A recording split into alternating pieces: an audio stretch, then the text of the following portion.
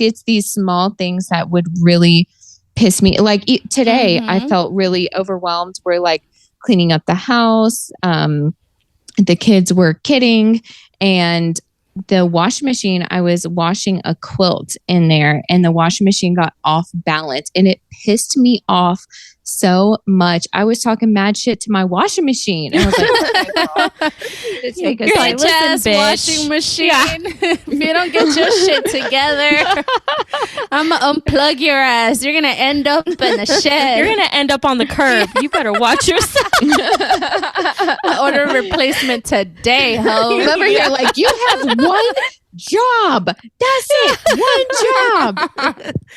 Right. I don't even use generic detergent, you whore. I use the good shit. Yeah. Do you know how expensive Persil is? God damn it. Not Persil. Oh, can you get it from the tractor store? No, not this time. She's waiting on that one to show up at the store.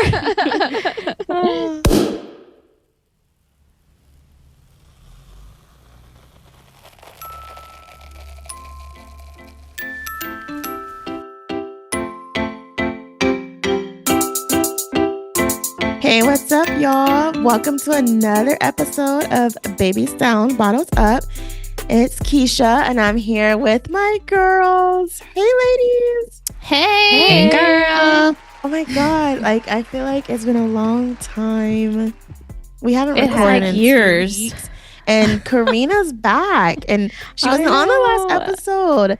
So it's been longer without her. Yeah. I've missed all of y'all so much. I feel like it's been forever and I've had so much to tell y'all. I mean, we've caught up and stuff, but we haven't been recording in weeks. So yeah, it was weird. And it's just not the same when we don't record. I feel like we can't catch up like we usually do. Yeah, for sure. It feels like a lot has happened in just a couple of weeks. I mean, right? I feel like a lifetime of things has You've been already. Traveling all over. Yeah, well, you know, obligations. I wish I could say it was like actual vacations, but you know, it was fine. It was fine. And then COVID, and then you know. Oh yeah, COVID, and COVID is a bitch and a half. Yeah, I've had it twice. It sucks. Yeah, it's been rough, but I'm so happy to be back. It's like it's been, I don't know, it's just been weird. It's thrown me off, like not to have this in my schedule. Like it's what I expect. So like to not be doing it is weird. I know, we've missed you. Yeah, I missed you. It is weird not having it. So no more breaks. No, I'm just kidding. No, I was like, they're gonna hate me. Like, don't fire me. No. No. I mean, I feel like so. Our topic kind of aligns with what we talked about before when it comes to the podcast, like not getting burned out. And I think that the break was needed because we were go for so long. Like we were recording 2 days in a row for a lot of those weeks. And so I feel like we needed a little break. And now we're back. I feel so refreshed and I feel like, I'm excited. Yeah. Me too. Yeah. I haven't touched my mic in like 2 weeks. So I was like, it got a little dusty. We gotta clean them off a little bit. Right. Yeah. Oh, I was seriously like running around because like my laptop wasn't in a different place. Like I couldn't find my charger. I'm like, this is how you know I've been out too long. Like I was losing my mind and I was like running around like, oh shit, like I need to get on in 10 minutes. Where the fuck is my charger? They're really gonna fire me now. Oh yeah. I was like, they're gonna think I'm coming up with some other bullshit excuse, and I'm like, nah. I'm legitimately, I had no idea where my charger was. No, so we got it together real quick. You're not leaving until you quit. So until you die. It's gonna be on your conscience. Oh shit! I'm not quitting. Well, and I hope y'all caught us on our live that we had last Friday. Yeah. That was so much fun. It was so much fun. Thanks to everyone that showed up. Crystal, James, Ashley, Al, Danny always coming through with the support. It was he's obligated. I know. A lot of you shit, better show up. He's a shit talker. No, he is. He makes it fun though. It was really fun, and I want to do them more. I want to do more lives. So I don't know. Maybe we'll talk about a schedule or whatever. Maybe. But no if we do, we're going to post about it on socials and make sure you guys show up so y'all can talk to us live. Right. And make sure I show up. Oh, yeah. And Karina. Make sure you show up. Oh, my God. No. Show up. It's been a rough few weeks. Oh, man. Who's drinking? Joss, I drinking? was. Oh, Taryn, you were. Yeah. So if y'all are not on our Patreon, you should join because my husband told us how he made this margarita for me on our pregame episode. So make sure you subscribe on Patreon. But that's what I had was my margarita made with love. Oh, it sounded really good. It did. Mm-hmm. So, it was. So I'm drinking wine tonight. It is a strawberry wine. It's called Bella Strata strawberry wine. And I would say it's like the same price range of like a Stella Rosa. It actually really reminds me of Stella Rosa a lot. It's like that sparkling. Is it sweet? It's really sweet. I'm gonna go try it. Oh, okay. I'm gonna have to try that. Yeah. It's really good. I wanted something light tonight. I usually would go for a red wine, but I wasn't in the mood. So yeah, I got something really light. It's definitely a dessert wine, but it's hitting. So I'm really happy with it. Yeah. Karina, what are you drinking? I'm having my classic cupcake Moscato. I was feeling that too. It's so good. Like it's whenever it's like my default. You know what I mean? Yeah, like, it's your go-to. What else to have? I'm like, all right, that's what I'm feeling. I feel that. That's how Moscato is for me. Mm-hmm. Or Riesling. Those are my go-tos. Oh, I do like a Riesling. Yeah. Mine is Zinfandel. I'll always go for a Zinfandel when I don't know what I want. It's a sparkling rosé for me. Yes. Y'all already know. Mm-hmm. We know. Call her sparkly. Well, if you haven't already, which you should already be doing, check out our show notes to find us on all of our socials. We're on Facebook, TikTok. We're on everywhere. YouTube, Babies Down, Bottles Up. All of the links are in the show notes. Check us out. If you have any suggestions that you want to share with us or boyfriend applications, no, just kidding. Hit us up at info@bdbupod.com. We have our giveaway still going. Yes, so we have our giveaway. 5,000 listens giveaway. Right. So I don't remember where we were. I haven't checked, but I believe we're at like 46-ish. Danny said we're close to 4,700. So yes. Within the next few episodes, we're probably going to hit the 5,000 soon. Yeah. So make sure to email us with a link to your favorite episode and why you like it. And you can be entered into the giveaway. You can get some wine from the Fat Ass Ranch. Or if you don't like that, we'll just send you some. I'm actually drinking out of my fat ass cup tonight. So yeah, on brand all the way. Right? Mm-hmm. Nice. So, and if you want a non-alcoholic option, we can totally hook you up with that too. And then just some nice glasses and things like that. So please make sure that you do enter our giveaway because we're so excited to do our first giveaway. Yes, we're excited. Sure. I'm so excited. I'm excited that we're going to hit 5K. Like, what? That's wild. Yeah. I had never ever thought about that happening. All right. So we're going to get into the topic. A lot of us are moms, obviously, but a lot of us deal with that mom burnout. And I feel like it's something that isn't really talked about that much because when we do talk about it, I think society kind of looks at it as if we're complaining about being a mom, but it's not. I don't think it's that. I think it's just, I don't know. It's something that happens. It's something that's real. And I think it's important to share about because then, we can figure out a way to get out of that burnout because we're going to be a mom forever. And normally when you have that burnout, you're kind of like, oh, I'm done. I'm doing this shit no more. Mm-hmm. But we can't do that as a mom.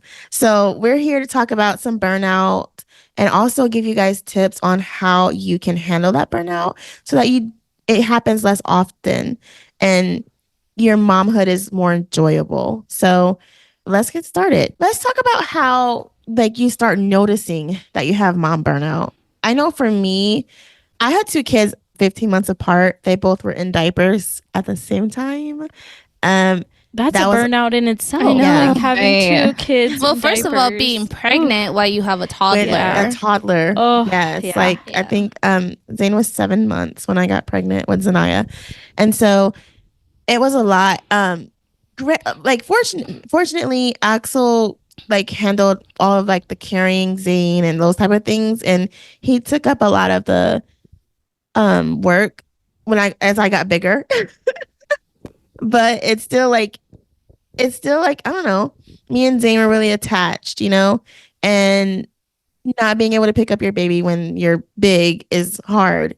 And they don't understand that. And so I believe I realized the first signs of burnout when we got home from the hospital, and both of my kids were crying. So I had Zanaya in my right arm, I had Zane on my left leg, and all three of us just sat on the couch and cried.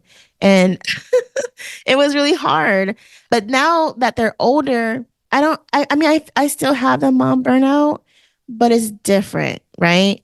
So they're older, they require a little more attention, and then I'm working, and so it's like all that combined. When I get home and they're like, "Mommy, mommy," and they're like really excited to see me, and I'm excited to see them too, but I'm fucking tired, you know? Yeah. And so it's like, how do you deal with still being able to give your kid all the attention that they need, even though you're wiped out like from the day?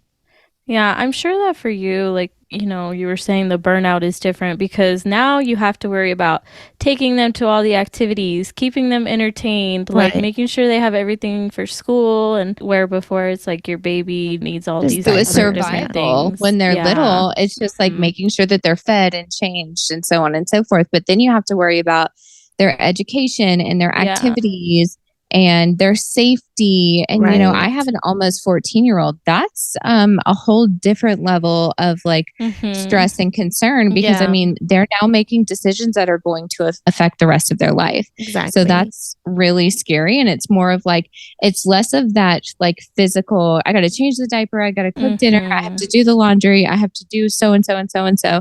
And it's more so like your brain is always going.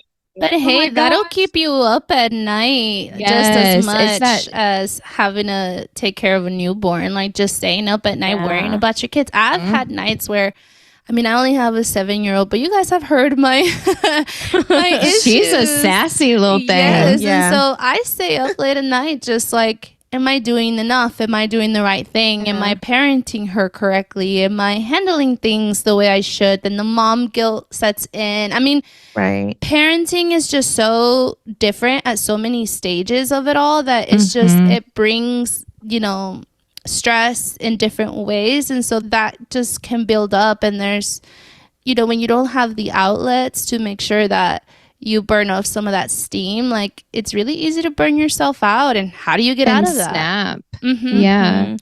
Bottom line is burnout is going to happen whether it's a baby or a teenager. It's just making sure that you recognize that and you take the time to do something about it for yourself, like to make sure that you have support, whether that's your friends or your family, and like just making sure that you feel better about how you're facing things, you know, in the future, and like just handling it as it comes, because if you just keep sweeping it under the rug, you're gonna blow up. It's gonna get worse. It's gonna bubble up. So question, apart from being exhausted, which is a lot, I mean, which is all the time when you have a newborn, what signs of burnout do you guys have, like apart from just being, you know, exhausted? Like I know for me, I'm easily irritable, you know, and I feel sad.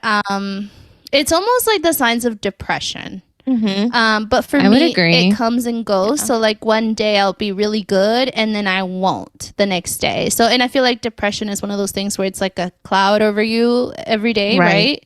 But burnout for me is just that, or just like, even just, I've noticed for me too, like noticing how bad my self-maintenance has gotten. Like, oh my God, I haven't gotten my nails done in months. My hair is so long. It has split ends. My eyebrows look like a caterpillar sleeping on my face. Like, you start to notice as a woman, you know, you start to notice these things that you're like, I haven't been taking care of myself. Or even like, when's the last time I washed my hair? When did I shower? Yeah. In the early days, for real, it was the last time I showered. Yeah. Well, and I know for me personally, I noticed that I start to get really sensitive to a lot of noise, and I feel just that's real. Overwhelmed by a lot of noise. Yes. And I'll notice that like certain things are irritating me, or I'll be short with my children. And that's the kind of thing that keeps me up at night, is when I don't handle situations in the way that I know I should have. And I'm short with my kids, or I fuss at them, or I snap at them. And it has nothing to do with them. It just has to do with my capacity to cope at that particular moment. Or if, you know, I get a grocery order and I was going to make dinner and they didn't have something crucial I needed for the recipe, and it like ruins the rest of my night when it shouldn't. Like, it's these small things that would really piss me. Like today, I felt really overwhelmed. We're like cleaning up the house. The kids were kidding, and the washing machine, I was washing a quilt in there, and the washing machine got off balance, and it pissed me off so much. I was talking mad shit to my washing machine. And I was like, okay, girl, you're like, listen, bitch. Washing machine. If you don't get your shit together, I'm going to unplug your ass. You're going to end up in the shed. You're going to end up on the curb. You better watch yourself. I order a replacement today, ho. Remember, you're like, you have one job. That's it. One job. Right. I don't even use generic detergent, you whore. I use the good shit. Yeah. Do you know how expensive Persil is? God damn it. Not Persil. Oh, can you get it from the tractor store? No, not this time. She's waiting on that one to show up at the store. Yeah, I would agree with all of that. I feel like burnout, I mean, shit, it's so easy to do because and it's so hard to take that time for yourself as a mom, because we're so busy worrying about what everybody else has and making sure that everybody else is okay. It's that mental load. Like, there's so much in our head. Do they have lunch money? Do I need to pack their lunch? Did they eat a good breakfast? Are they matching today? She's not wearing matching socks. Right. It's soccer this afternoon. Did I pack the cleats? Oh my gosh, I didn't even wash the jersey for soccer. Oh, Zanaya has ballet practice. Did I pack her shoes? A hot ass mess. Like, they have to eat dinner before activities tonight. Did I even think about what they're going to eat? Yeah. It's just so much that's in our heads. It's don't even add the dentist and the parent-teacher conferences and the checkups with the doctor. None of that. And making sure their hair looks nice and their uniforms are washed. It just doesn't end. It's a lot. It doesn't end. So I think apart from just like trying to handle it, like being organized and realizing like, hey, there's little things that I could do on my end to make sure that I keep things running. You also have to recognize like your breaking limits and be conscious of that and be like, okay, I'm definitely not doing well, you know, and be vocal about that too, to the people around you, like your partner, whoever helps. And even tell your partner, hey, honey, or your parents or whoever, these are the signs that I am not coping well. If you see me doing X, Y, and Z, please help me. Jump in right there at that moment, because these are the signs that I'm about to lose it. Yeah. And I think if they've been with you long enough, I feel like they start to notice them too, and just like start to react and like, okay, you need to go do your nail. Like, please go. Yes. Jamel will send me out. To me. Right? Yes, Jamel will send my ass out. He'll be like, here, he'll cash at me and he'll be like, go. Just go. Please He's go. just so sick of me bitching, just sitting around the house, just bitching. Just go. Yeah, because they know it's going to be better for them too in the long run, because you're not in the foul mood. That is the instance, happy wife, happy life. Happy life. Yep. Yeah, 100%. For sure. Like when I'm very, like when I get to that point, I get very short and I just start it's like a tornado, okay? And so then like Axel gets like to the point where he goes, why don't you go take a walk? And then I'm like, I don't want to take a fucking walk, you know? It's like, I need to take a walk, you know? It just sets you off more, right? Yeah. Because they're, suggesting this thing they think will help you, but like because you didn't come up with it yourself, you're like, fuck you. Right. Let me decide what I need. I can't take a walk. The dishes aren't done. Yeah. They haven't picked up their rooms. There's still breakfast mess on the table. Take a walk. I don't have the luxury to take a walk. Yeah. Well, see, it's like a circle. It's like that. But then also I noticed that one of mine too is I will just lock myself in my room and sleep. I will my kids are older now. I wouldn't do this when they were younger. Don't call CPS on me. But like, I will lock myself. I mean, they're 7 and 3, and the 7-year-old is pretty independent. But like, I will lock myself in the room and I will take a fucking nap because I just need it to stop for a minute. Like, I just need it to stop. And like, it's probably not the healthiest thing, but I know that that's one of my signs where I'm like, okay, if I lock the kids out because I literally just can't get their voices out of my head, you're coping. I need to just make it stop, and I will take a nap at fucking 3 p.m. Yeah. I don't care. But that's, then I wake up and I feel like shit about it, but hey, you're refreshed. Yeah. And it's not even a lot of times that I'm tired. It's just that I need to just shut it down. You need to separate yourself because you don't want to snap and you don't want to be irritable with your kids just because you are overwhelmed and done with whatever's happening in your life. So it might look different for everybody. Right. Yeah. I was talking to y'all about it the other day because one of my children has special needs and she requires round the clock care. She went for a sleep study and my husband took her the other day. And that was only the second time she's ever spent a night away from me. And all those other nights, I haven't slept through the night, and she's almost 11. So it's a lot. And just the care coordination with her doctors and therapists and medications and school and all the medical things that need to be done. It just feels so overwhelming sometimes that if my phone even rings, I automatically feel anxiety. And there's just sometimes I feel like my only purpose in life is to be of service of someone else.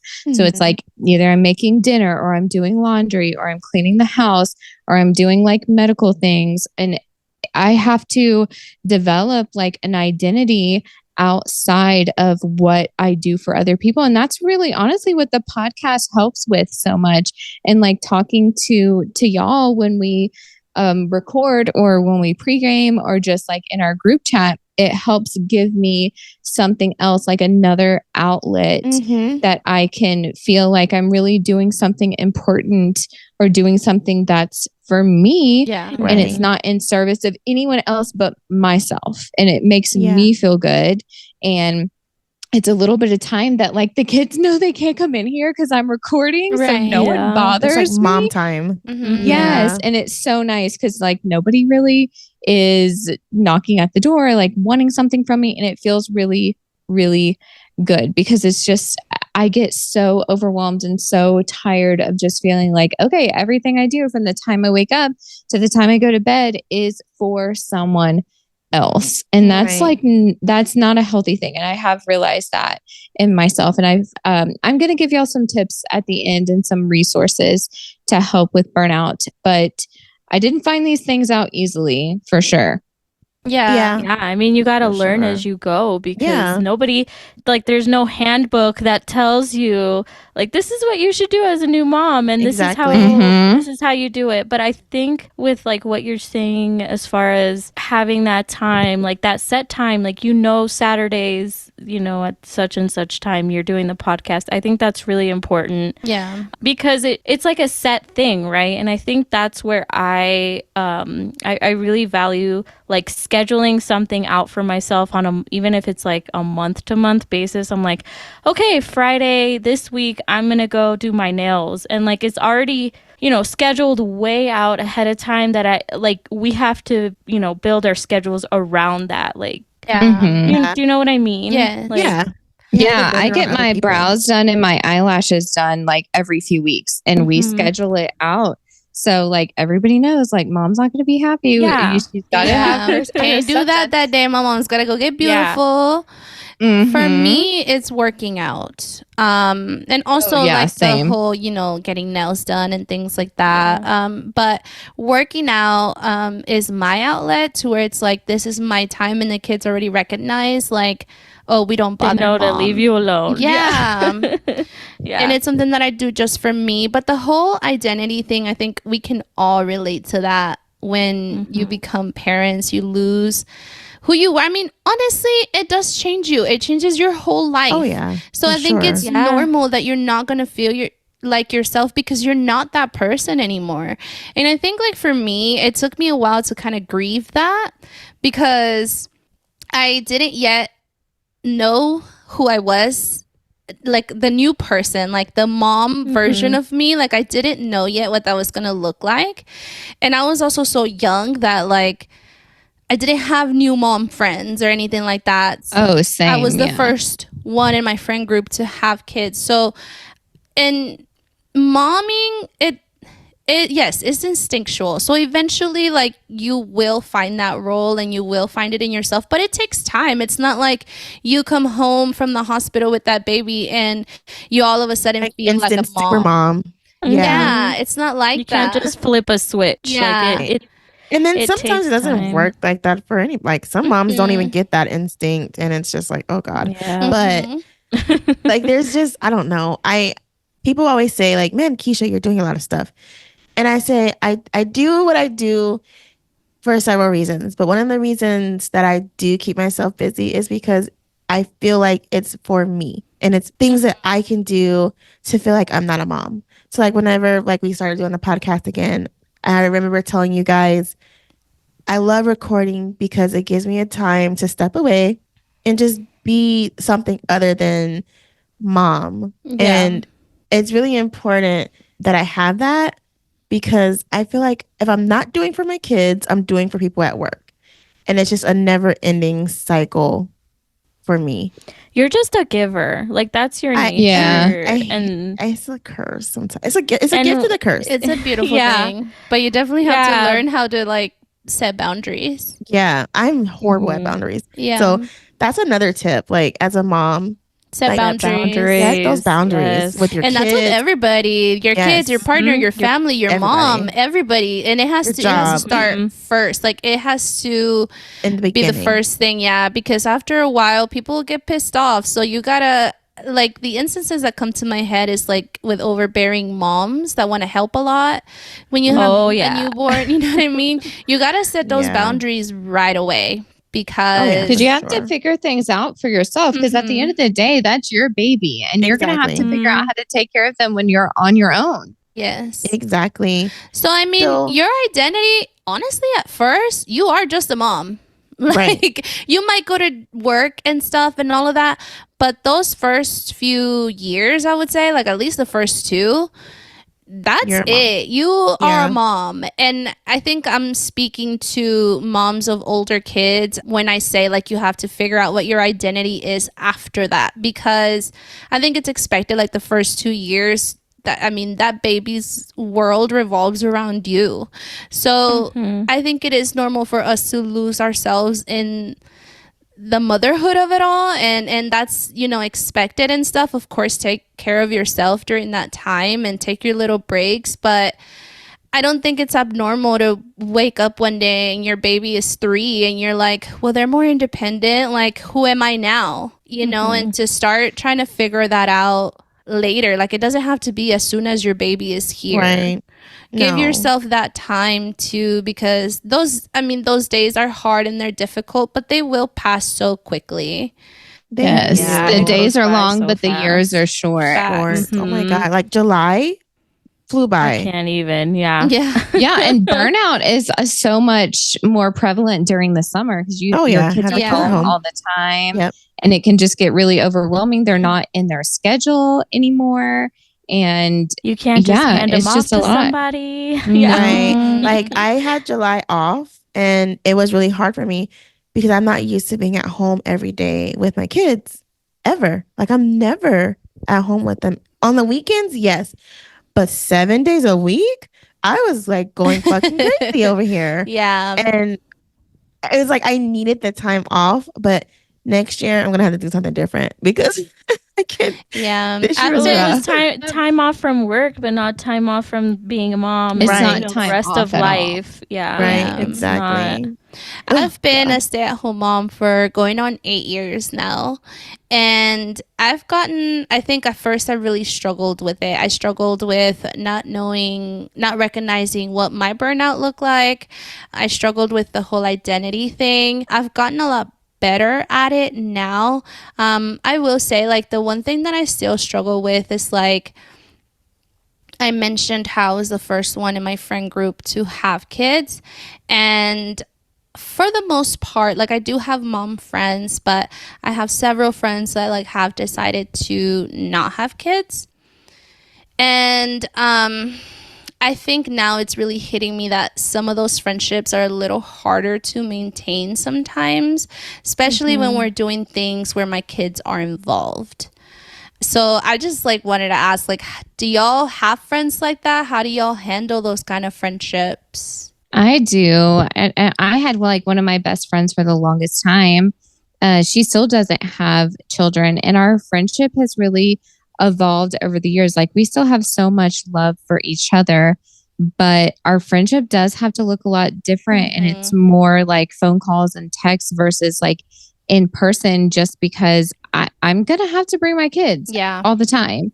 And she may not necessarily know like what things you really cannot do with kids or what is acceptable for what ages of child.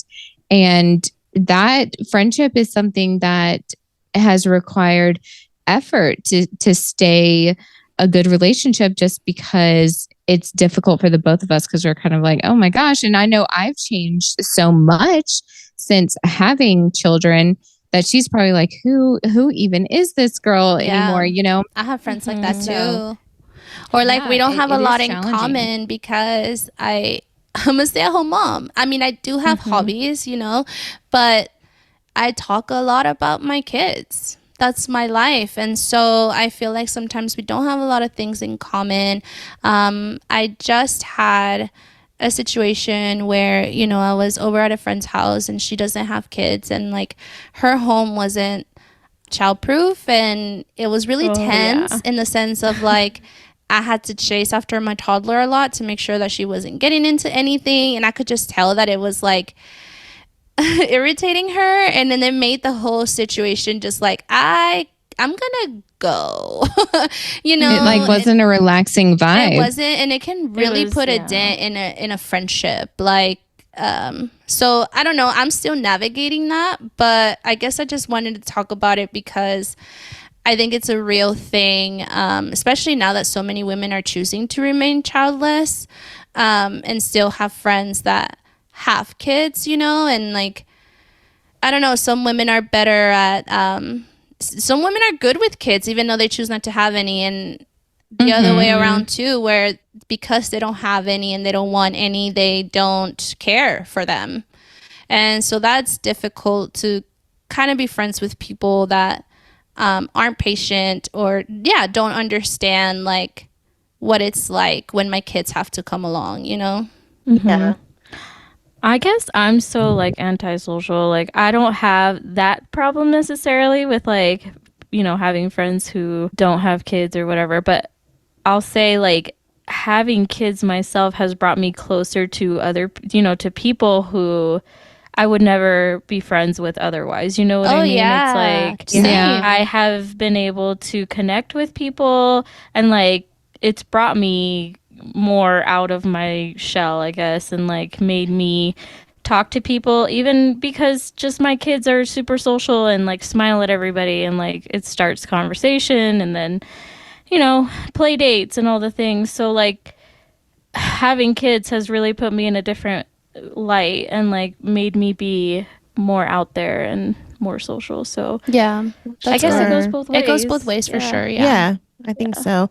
I think with me, I compartmentalize, I guess, my friends.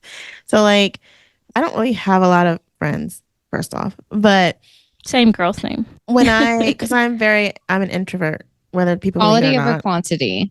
Right. That's what I I don't want value. any new friends. Okay, no new friends. Thank you. No new fucking friends. That's but it's like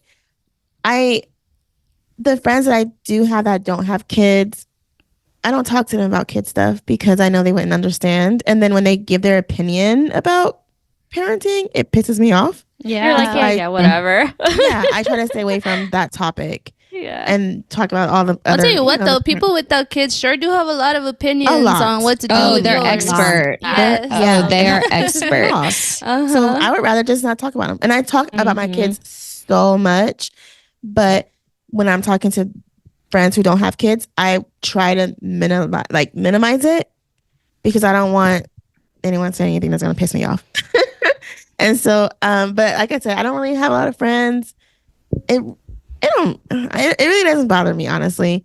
I wasn't the first one to have kids out of my friend group. So I know what it's like to have that friend that has a kid and we want to go somewhere and we can't because she has her kids and the kids are kids, you know? I've been there, but not anymore because I just don't go anywhere with those people. Yeah. I just save myself the headache, you know? And it helps. And I think that's the value in having mom friends is like they know the struggle. They know you have to work around your kids' nap time and like plan everything around them. And so like if you just can't go for whatever reason, like moms understand. Shit comes up. Right. You know, you have to tend to whatever your kids' needs are. So like everything's it's okay. Yeah, it's okay. Where other friends that don't have kids, like they don't understand. They think you're a bitch because you canceled like an hour before lunch date or whatever it may be, you know. It's just they don't know what your morning has been like. I know. Lived a whole life. So maybe it does just come down to compartmentalizing your friendships. And that's something that maybe I have to learn and maybe be like, okay, this person is my friend. That means my friend when my kids aren't around, or at least like I, you know, and that sucks, right? But it does, but it is what it is. It'll keep you sane. I think. But I think that's what we do just in life in general. Like you have your work friends, you have your your school friends, your party friends, you have your. I think it just makes it more emotional because it's about your kids and you want everybody to love your kids, you know, and it's just like that makes sense. It kind of hurts because your kids are like your front and center, like your focus, like they will always be your number one, and like obviously you want everybody to accept them and love them and you know all that, but people don't. It is what it is. I know. All right, so we've talked about all the burnout. Let's give some tips for those moms who are about to pull their hair out. What do y'all suggest? I have one. Go for it. Just turn on our podcast. Like listen to our podcast about mommy. Turn up, grab a glass of wine, and shut the door and lock it. Right. Go lock yourself in the bathroom. I do that all the time. I will go lock myself in the bathroom. This past month, I spent a lot of time in the closet in my office with the door locked. A lot of time, and that helped me get my life together. Yeah. So, yeah. I would say like find hobbies that you can still do at home, but that are just for you. Like, working out is a great one. But if you're not into that, you know, read a book. Get a book. Yeah, I enjoy cooking. I like researching recipes, things I want to try. That stuff is fun to me. It may not be fun to other people, but I enjoy it. So that's something that I do. And I would say, like, just make sure that whatever you're doing is something productive because if it isn't, it's not going to make you feel like it was purposeful. And you're just going to be like, oh, well, I just wasted their nap time just like watching trash TV or whatever. Yeah. You know what I mean? Or scrolling on TikTok. Scrolling on the internet. And it doesn't make you feel good. Like, do something productive that's beneficial to just you. Right. Focus on some of those things, like find what you liked before you were a mom and like just like channel that in and like try to fit that into your schedule. And I would, you know, say again, like have that standing time if you can, like that standing appointment, whether it's doing your hair or your nails or whatever, so that your partner or your kids or whoever knows that that's your time and there's no reason why they can't help out. Yeah. And then even if you have little ones, like putting them to bed at a certain time every night so that you know that you can have an hour or something before you go to bed, or maybe even that you just have that time to do your skincare or like take a shower, take a bath, put your lotion on, listen to music, listen to our podcast, shameless plug, and or just like spend talk that to your time partner, just for you. Or just have the time to bust it down on your dude, feel sexy again. Actually have time to have some foreplay, like something, anything. Date night, even if it is at home, like you don't have to go out. Just spend time with your partner. It doesn't matter if you're just watching Netflix and chill, like whatever. So my kids have been sleeping with us since they were born, since their inception. Okay. But so this is this week they have been sleeping in their beds, and it was hard because they cried and blah, whatever. They were crying. But now they're like, okay, it's time to go to bed. They go get in their bed. I sit there until they fall asleep for now. And then I go watch my TV shows. And that's how I start to unwind now at night. And at first I was like, man, I'm not going to be able to sleep because I'm going to be worried about them. Yeah, I'd be knocked out. Okay. So it's like the best sleep of your life. Freaking sleep ever. And get them out of your bed as soon as possible, for real, because for real, co-sleeping is rough. And the co-sleeping is beautiful and everything, but like if you're not breastfeeding and they're sleeping through the night, they can sleep on their own. Kick them out. Now this is we'll me do a saying whole that, episode about this. I know, we need to. But this is me saying that, and my 3-year-old is still in our bed. So, oh girl, do as I say, not as I do.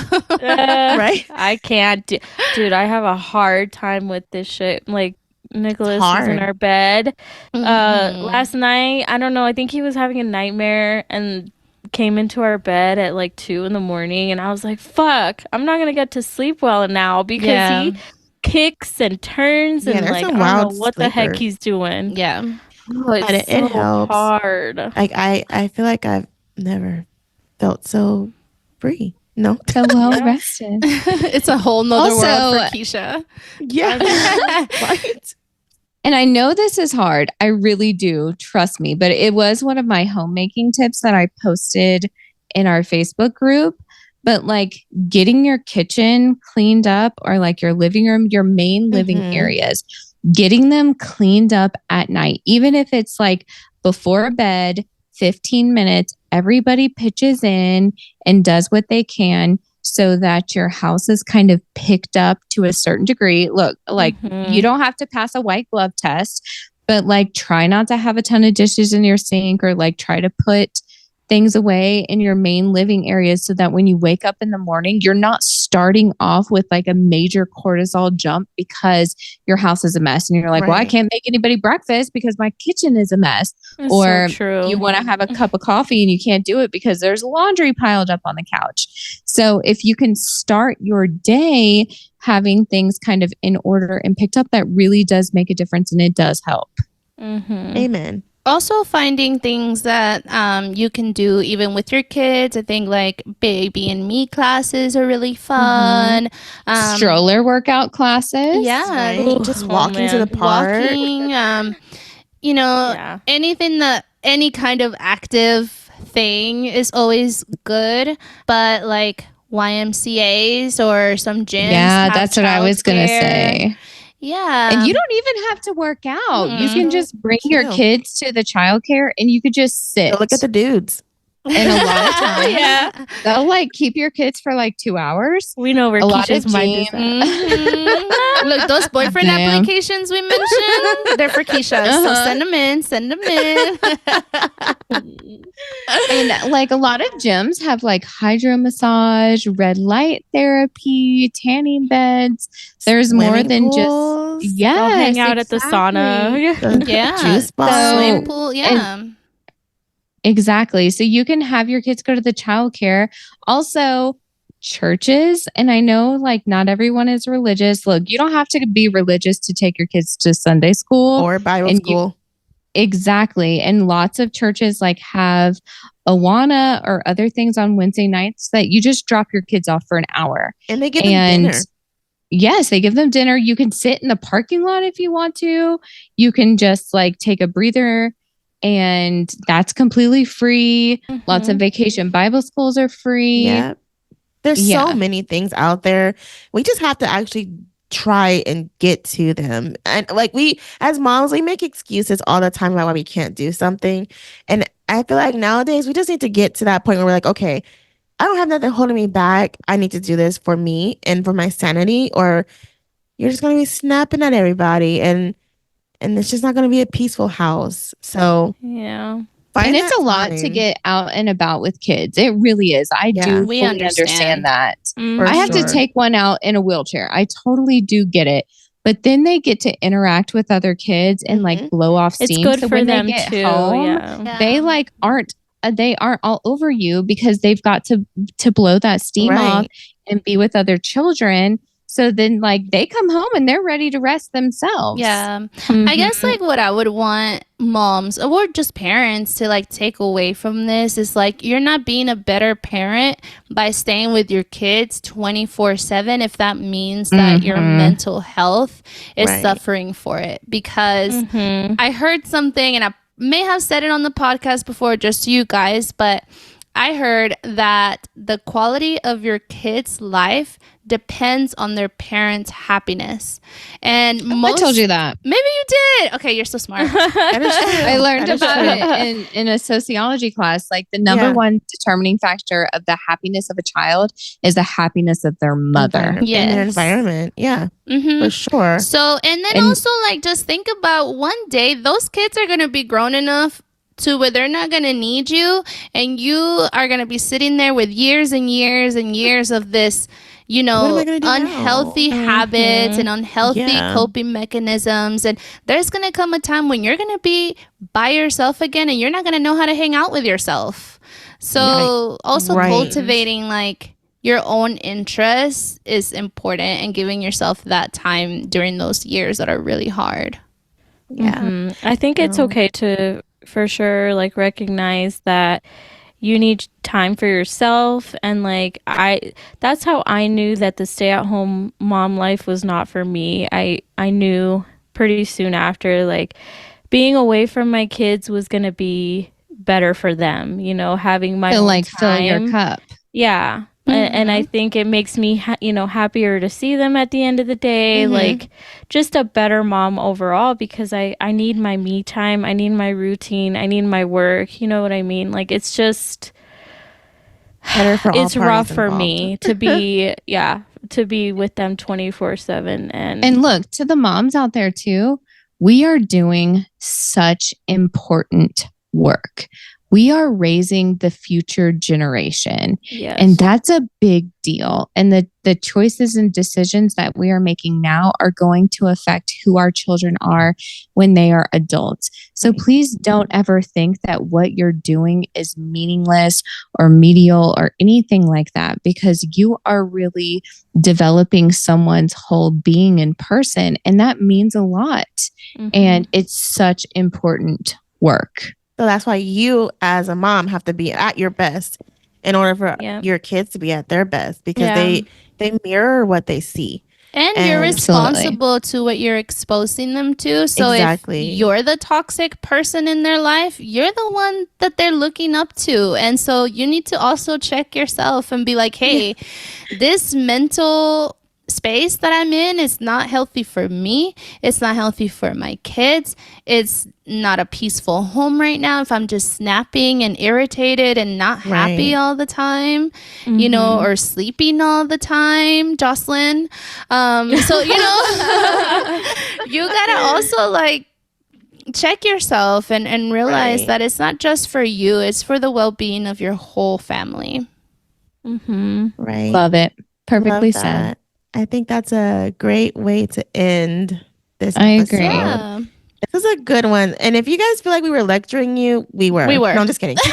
But also lecturing ourselves. Yes. Right. We're talking because in the mirror. we're all struggling. We all struggle with this at one moment or another, or maybe now. Like, shoot, you know, what I talked about with my friend didn't happen that long ago. Right? Like we struggle. Yeah, it's an ongoing thing. We're here talking about it because we're going through it or have gone through it. So this is as much for us to find our own resources and make sure we're accountable as much as for y'all. So So let us know. Email us at info@bdbpod.com. Let us know what you do to stop your burnout or self-care. Just no criticism, okay? Taryn doesn't like that. No, I don't like it. Y'all know I'm burnt out. I can't handle it. Right? She's gonna snap right back. One wrong word. Exactly. Don't do it. But this was fun, ladies. I think this is a great episode to come back on. Yeah. And I missed you guys. Me I'm too. glad we're back So good to be back. It feels good. Yes. So until next time, bye guys. Bye.